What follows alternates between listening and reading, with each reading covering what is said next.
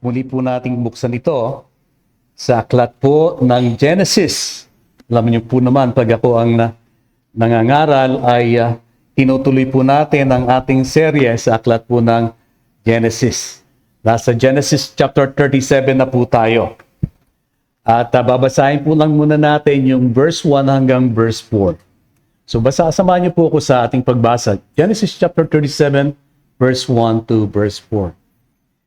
Nirahan si Jacob sa lupain kung saan tumira ang kanyang ama sa lupain ng Kanaan. Ito ang salaysay tungkol sa pamilya ni Jacob. Si Jose na may 17 taong gulang ay nagpapastol ng kawan kasama ng kanyang mga kapatid. Siya ay kasama ng mga anak ni Bilha at Silpa na mga asawa ng kanyang ama. At ibinalita ni Jose sa kanilang ama ang kasamaan nila. Verse 3, minahal ni Israel si Jose ng higit kaysa sa lahat niyang anak, sapagkat siya ang anak ng kanyang katandaan. At siya'y gumawa ng isang mahabang damit na kanyang suot. Nakita ng kanyang mga kapatid na siya'y minahal ng kanilang ama nang higit kaysa lahat niyang mga kapatid. At siya'y kinapuotan nila at hindi sila nakipag-usap ng payapa sa kanya. Tayo po ay manalangin at hingin natin ang tulong ng Banal na Espiritu. Muli aming Diyos na banal, kami po ay lumalapit ng may lubos na pagtitiwala na kami po ay gagabayan mo ng iyong Banal na Espiritu at mangungusap ka sa kapangyarihan po ng iyong salita. O Panginoon, tulungan mo po kami na maitaas ang iyong pangalan. Sa ngalan po ni Kristo ng aming Panginoon. Amen. Ang magiging pangunahing tema po natin ngayong umaga sa pagtalakay po natin ng Genesis chapter 37 ay ganito. God's way work out in everyday life, but do not rely on man's plans and strivings. Ang kalooban ng Panginoon ay kanyang isinasakatuparan sa loob ng pang-araw-araw na buhay ng tao. Pero ito ay hindi nakaasa sa mga plano at pagsisikap ng tao. So remember po natin yan ha. Ang plano ng Panginoon hindi nakaasa pero ito siya ay gumagawa sa ating pang-araw-araw na buhay. Kung natatandaan po natin, balikan natin sandali para magkaroon tayo ng konteksto.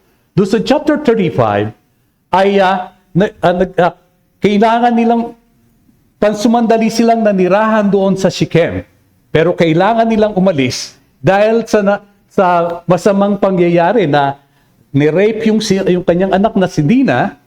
At bilang ganti ay pinatay ni Simeon at ni Levi ang lahat ng lalaki doon sa Shechem.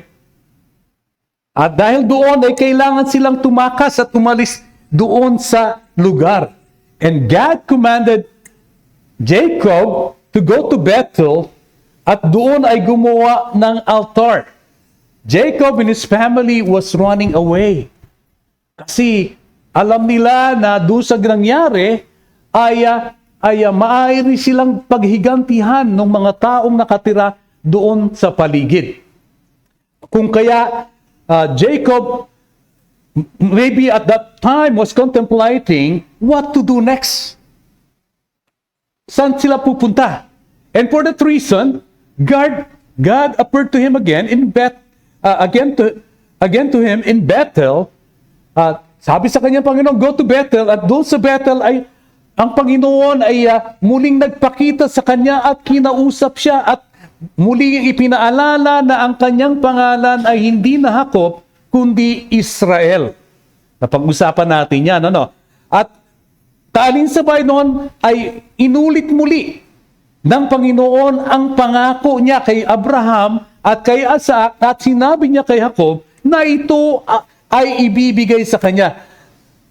The promise of land to Abraham and Isaac will be given to him.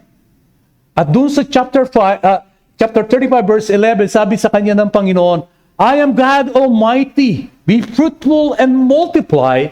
A nation and an assembly of nations shall come from you, and kings shall come forth from you, from your loins.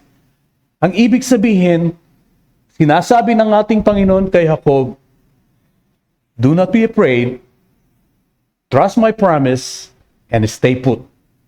Don't go anywhere.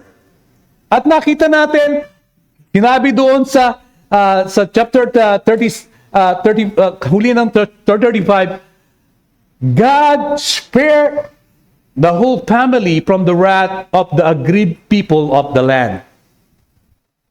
Ang ginawa ng Panginoon, the fear of them ay naghari sa puso ng mga tao at hindi sila pinursu. But then again, katulad nung sabi nung mga kapatid ni Joseph doon sa huling bahagi ng Genesis, sin found him. By the way, pag-aaralan po natin ang buhay ni Joseph dito sa ating pagtatalakay ngayon, hindi po natin ito maiintindihan kung hindi natin alam ang buong ekstorya ng pangyayari sa kanya. But sin has found him because during the time that he was so unsettled, ano po ang nangyari? He lost the two beloved persons in his life. First, Deborah died, the nurse of his mother, Rebecca. He's not just a nurse of Rebecca. She's the second mother to Jacob. She was very dear. She was very dear to him. At sino pa? Rachel, the beloved wife, died, giving birth to his 12th son, si Benjamin. And to add insult to injury, Reuben, the eldest son, made a power move. Anong ginawa niya? He tried to usurp the authority of his father Jacob by sleeping with Bilhah, the concubine ng kanyang ama. So kaya nga, doon sa ating paghuling pag-aaral, sabi natin, the favor and mercy of God do not nullify His justice. He is merciful and patient, but will not spare us from the consequences of our sins and foolishness. So afterwards, ang nangyari, si Jacob ay pumunta doon kay Isaac, doon sa Mamre, at siya ay tumira kasama ang kanyang ama. So he came full circle. He came from there, nung siya ay tumakas papunta sa Padan Aram at namuhay ng 20 taon at siya ay sa kanyang pagbabalik, he came to where he started. And then mababasa natin doon sa last part ng chapter 35, soon after, Isaac died. At inilibing siya ni Esau at ni Jacob. So dito makita natin yung kanilang pag-aaway ni Esau at ni Jacob ay nagkaroon na ng tuldok. A complete reconciliation between the two brothers. At makikita din natin pagdating doon sa chapter 36. The chapter 36 is all about Esau. Hindi natin natatalakayin yun. Pero doon sa chapter 36, makikita natin na si Esau ay dadali niya ang kanyang pamilya. Lahat ng kanyang ari-arian at lilipat sila doon sa area ng Mount Seir or Edom. At dito natin makikita that finally, Jacob fully assumed the inheritance promised to him ng kanyang ama. Esau completely relinquished ang kanyang, kung anuman ang kanyang rights doon sa land. Pag binasa niyo chapter 36, ang sabi, ang dahilan ay dahil both of them are their possessions are too much that they cannot stay together in the same place. Yun ang sinabing dahilan doon sa chapter 37. But also we know the truth that the land is promised to Jacob and not to Esau.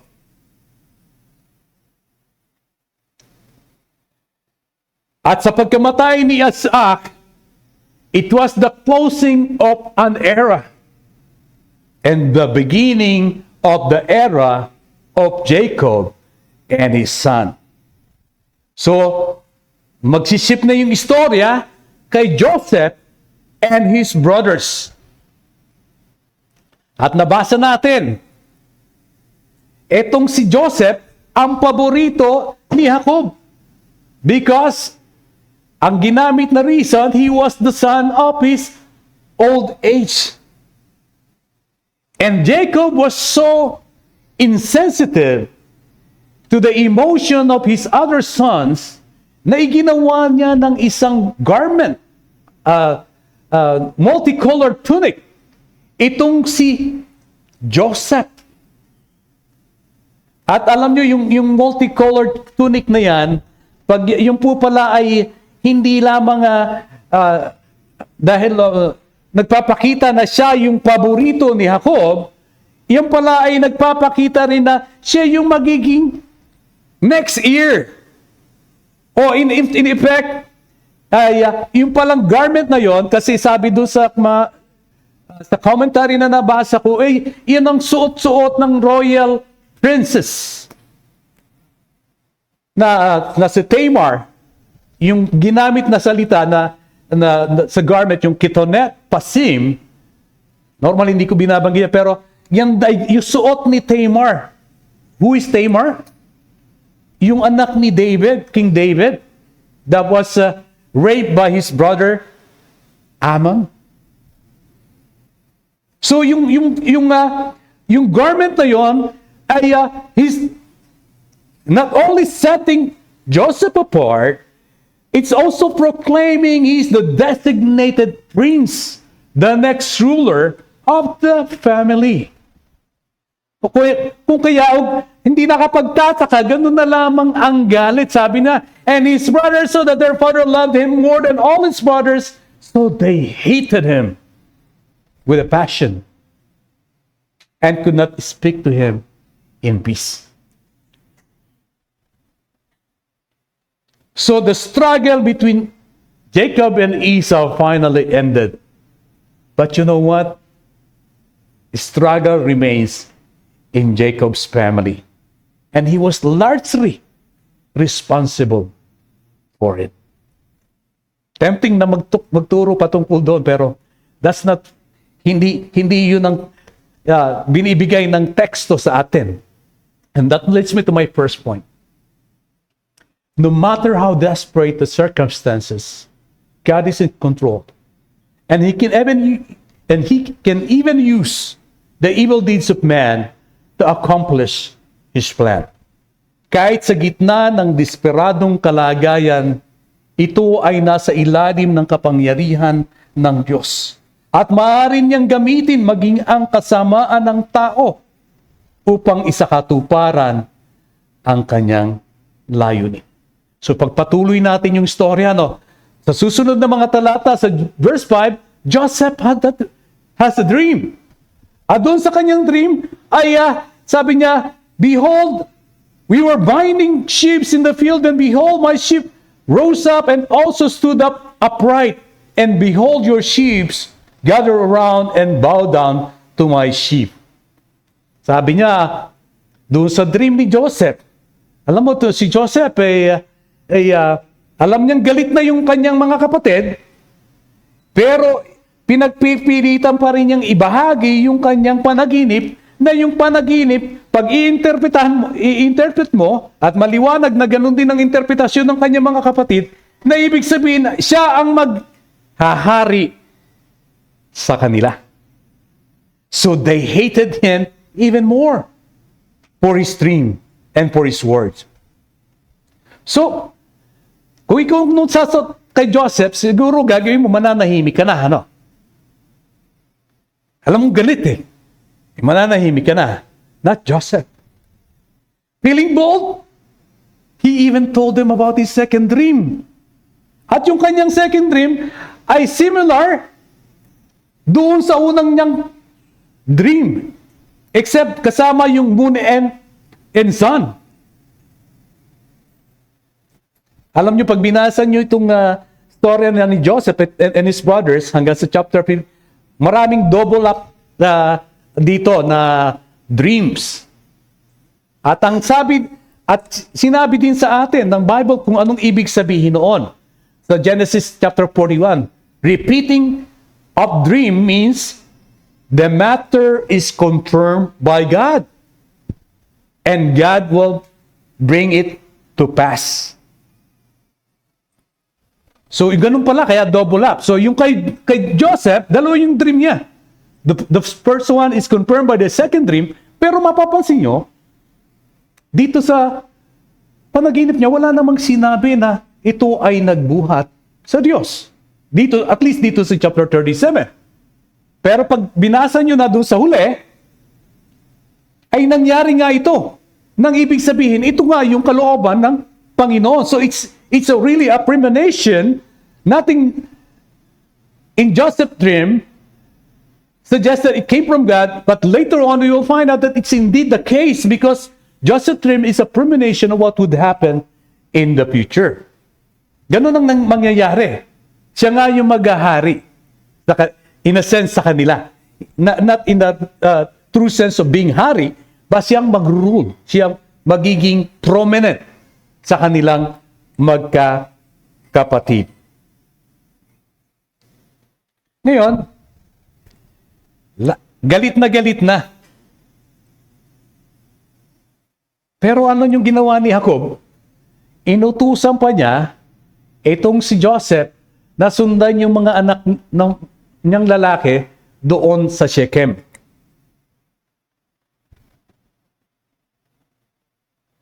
One would think he would be concerned about Joseph's safety.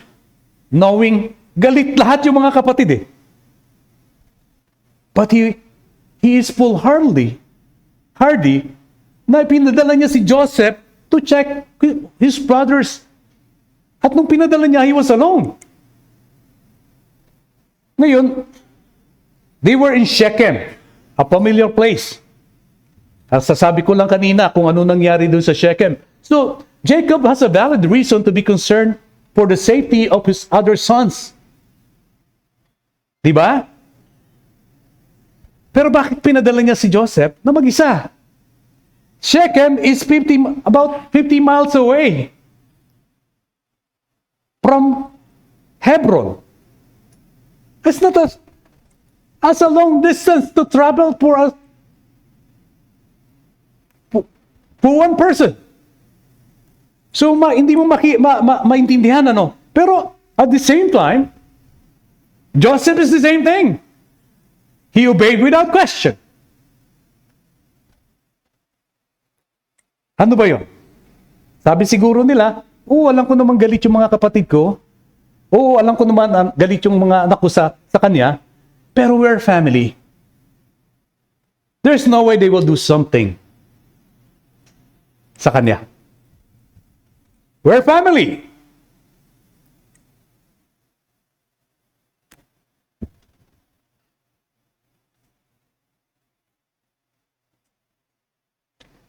Pero, as soon as they saw Joseph from the distance, and how did they know it's Joseph? Because he was wearing the multicolored tunic. As soon as they saw him from a distance, ay sumilakbo talaga yung mga galit nila. At yung galit nila ay irrational. Because they no longer see Joseph as their own brother. What they see is somebody that is a vain in their existence. Somebody that they need to get rid of. So, nung nilang ginawa, nung dumating si Joseph, hindi na natin binabasa to kasi pag binasa ko pa yung mauubos yung oras natin, So, sinasummarize ko na lang sa inyo. The first thing they did is to strip him of his tunic. To deprive him of his status. So, kasi malayo pa sila, pinagplanuhan na nilang papatayin, at ang sabi nila, palalabasin natin na siya ay pinatay ng mabangis na hayop. So as soon as Joseph arrived, tinanggalan nila ng damit. Pero, Reuben, the eldest son, came in between at sinabihan ng yung mga bata niyang kapatid, kasi siya yung panganay, huwag siyang patayin, ilagay na lang doon sa balon.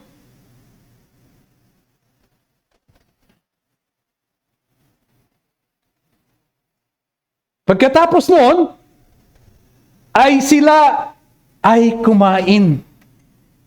Inilagay yung anak, kapatid sa balon.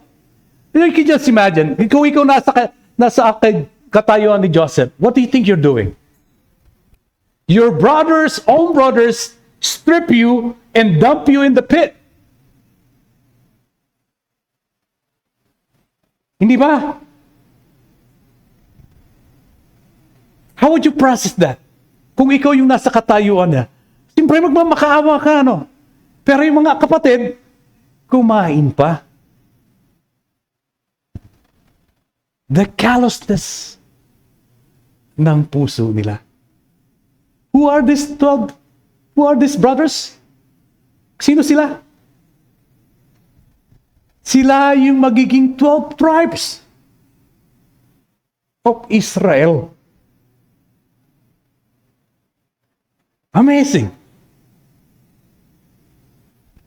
The people chosen by God to be a nation. His chosen nation. So, ano nangyari pa?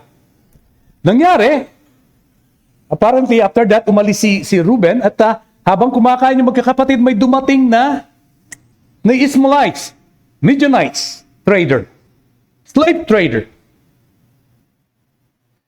And this time, nung nakita ito ni Judah, he had a bright idea. Sabi niya, bakit kailangan natin siyang patayin?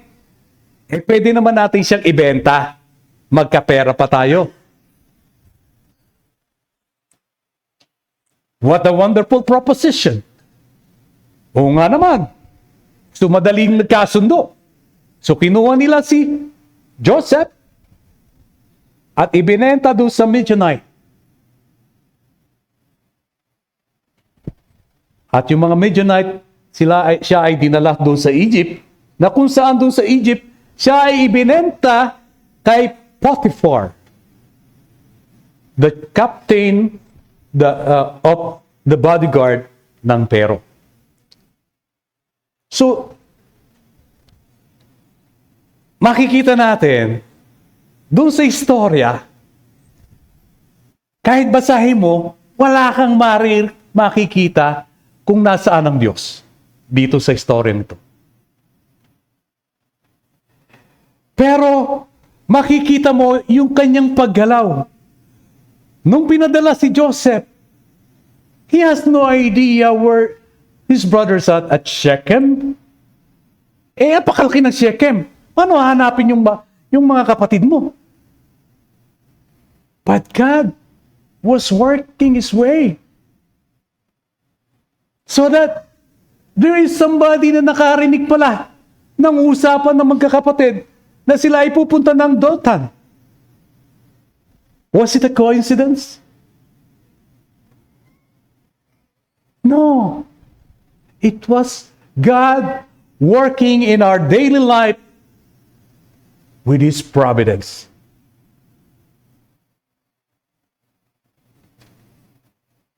At nung itinapon siya sa balon, it says the pit is empty. Was it a coincidence na empty? Hindi.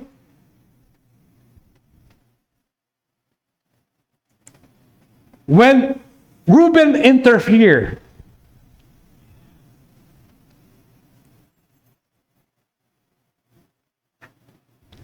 is that out of love to his brother?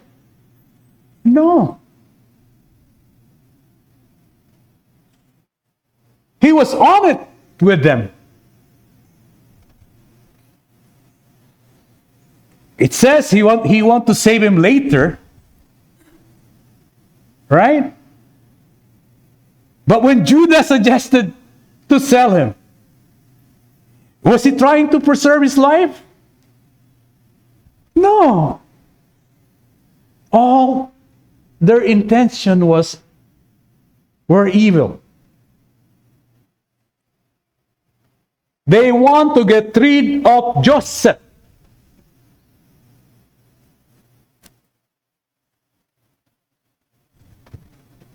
And seemingly, they were successful. Pero anong sabi? They were not aware that what they have done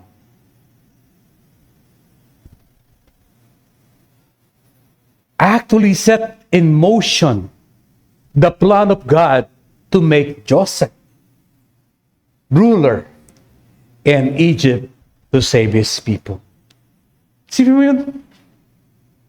Yung mga taong to, during this time, none of them are confessing about their belief in God. They are doing their own thing. And we didn't read anything about God. Unlike doon sa mga dinaanan natin, God spoke to Jacob. God, in a dream, speak to Isaac, to Abraham.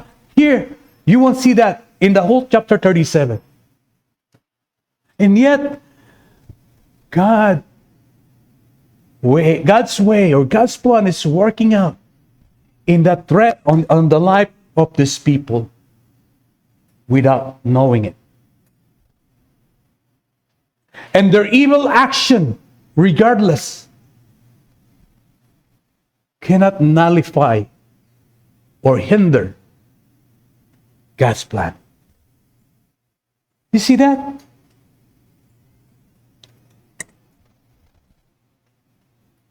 So ano yung ibinibigay nito sa atin?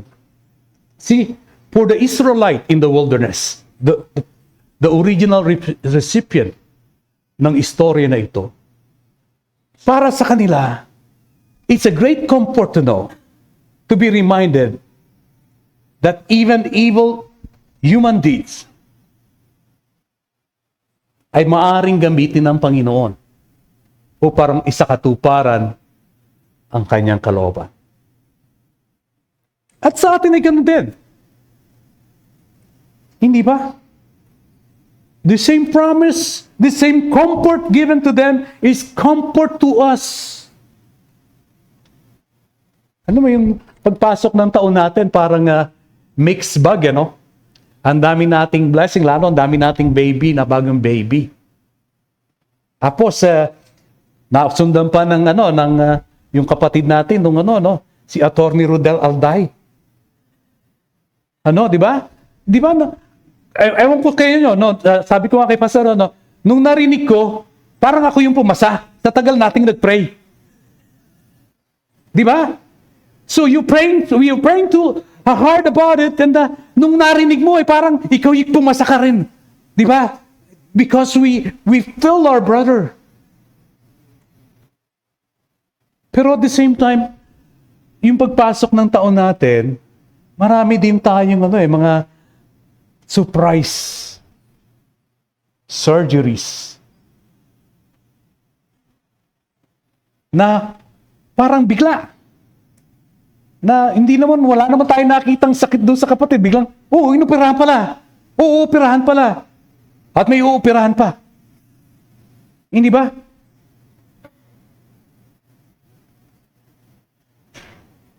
And I hope na nakikita natin dito sa mensahe na binabasa natin na yung kahit mangyayari yung mga ganyan sa ating buhay, hindi nawawala ang ating Panginoon. We have to trust na sabi natin siguro, wala naman akong impluwensya. Sino ba ako? Here, those brothers may feel the same way during that time. Pero these are 12 brothers that will be used by God to establish the nation of Israel. So, ibig sabihin yan, you matters. Mahalaga ka. Huwag mong isipin na dahil wala kang impluwensya, karaniwan ka lang, ay hindi ka mahalaga sa Panginoon. Kasing halaga ka ng bawat isang naririto ngayong umaga.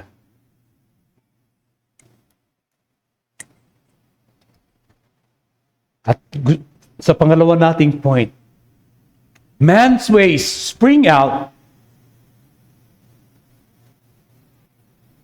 of man's thoughts.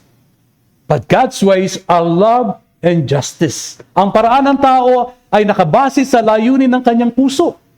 Subalit ang paraan ng Diyos ay nakabase sa kanyang pag-ibig at katarungan. Nakita natin, si Reuben, he tried to interfere.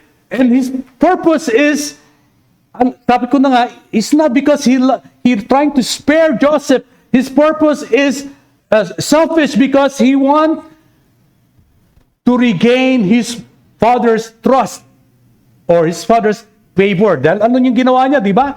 He slept with his father's concubine. So his persona non grata kay Jacob. Pero mayroon din tayo nakita doon sa nakatangian kay Reuben. Alam natin bilang panganay, mayroon pa rin siyang command doon sa kanyang mga kapatid. Kasi napigilan niya na patayin si Joseph at ilagay na lamang doon sa balon. Pero makita niyo itong si Reuben. Put him on the pit. Third person ang ano niya. Siya yung tao na maambisyon, pero siya ay mahina. Hindi siya leader. He's a weak leader. Because he want to play safe. He's the eldest. He could have easily told his brothers, stop. I'm taking him back to our dad. No. Put him in the pit. He won't take responsibility.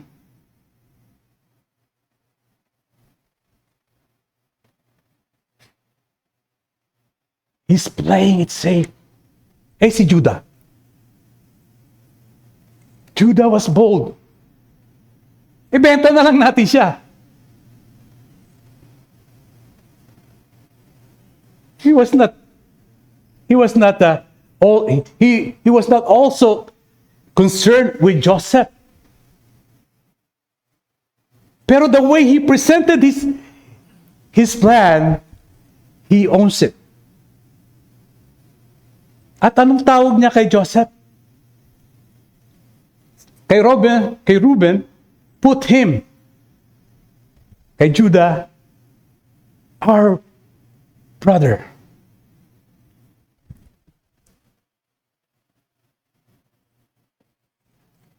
Judah was part of the plan all the way. kasama siya. Nagalit kay Joseph. And him stating that our brother, do not kill our brother, just sell him, is owning the responsibility of what he's doing.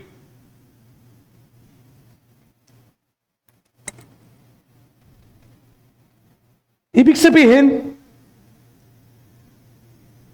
he was not hiding from responsibility.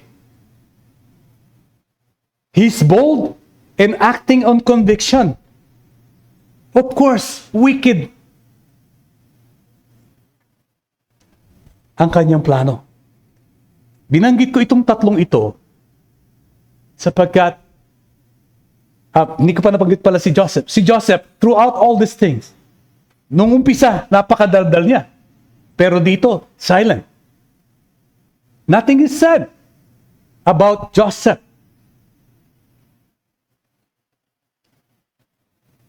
With these three, sa ating mga perspective, ang dapat piliin ng Diyos ay si Joseph. Di ba? Because as it turned out, Joseph is the only one that has fear of God in his heart. And we know that kasi pag binasa mo na yung mga susunod na kabanata, Joseph's action is always guided by his fear of God.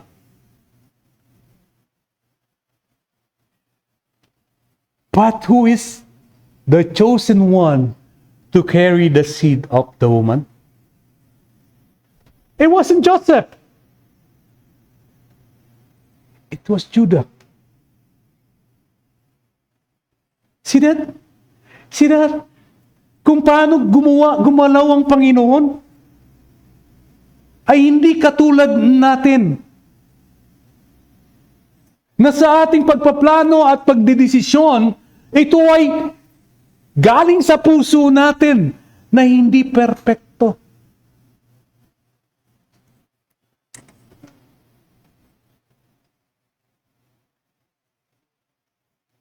Why in the world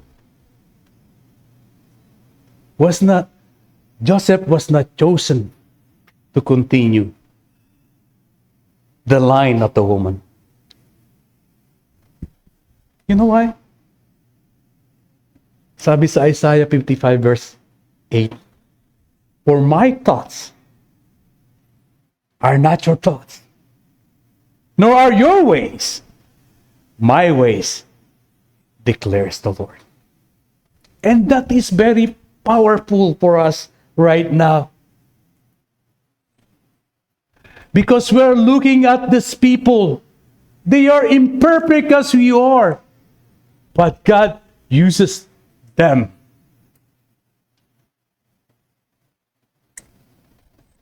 So that means we don't have to be perfect to come to the Lord. We don't have to be perfect upang magamit tayo ng Diyos. That is essentially what the message na nakukuha natin dito. Wala akong kakayanan. Ano ba naman ang magagawa ko? Totoo. Wala tayong kakayanan. And praise the Lord, it's not dependent on us. Because it's not dependent on Him. Bata pa ako. Hindi pa ako ready na sumunod sa Panginoon. Wala naman akong maiko-contribute na kahit na ano.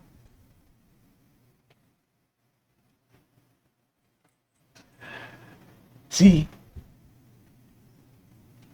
ang daming magaling, pero hindi available. Pero ang Panginoon, hindi naghahanap ng magaling.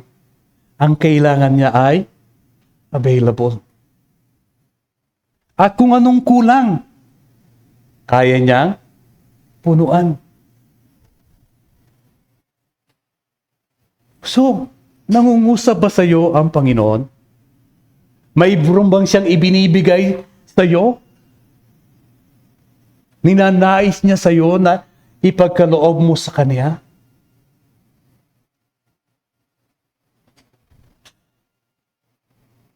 Ganito na lang ba? Nandito ka na lang ba palagi paglinggo? Tagapakinig? At ang nag-aakala na wala kang kakayanan na hindi ka maaaring gamitin ng Diyos? No. You are, hindi lang ikaw kasing halaga ng bawat isang naririto. Kailangan ka sa gawain ng ating Diyos.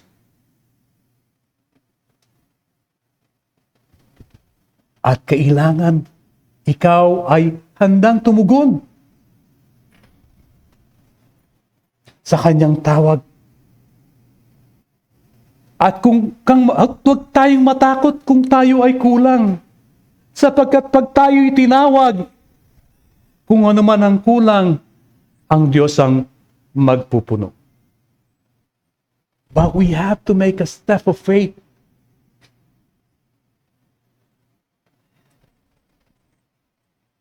At the same time, isa ding tinuturo sa atin dito, hindi tayo pwedeng lumapit sa Diyos sa ating paraan.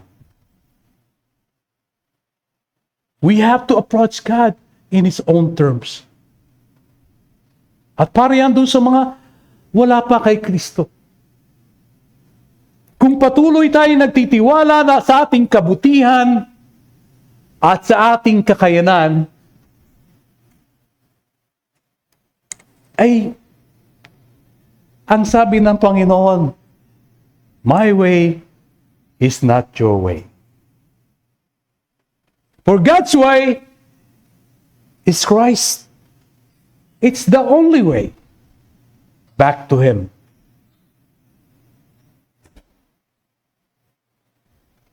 Kaya nga, di ba? Salvation is not the will of man, but it's the will of God, given to us by grace through faith. Paano no? So, habang binabasa mo yung Biblia, pag binasa mo itong chapter 37, parang nobela lang.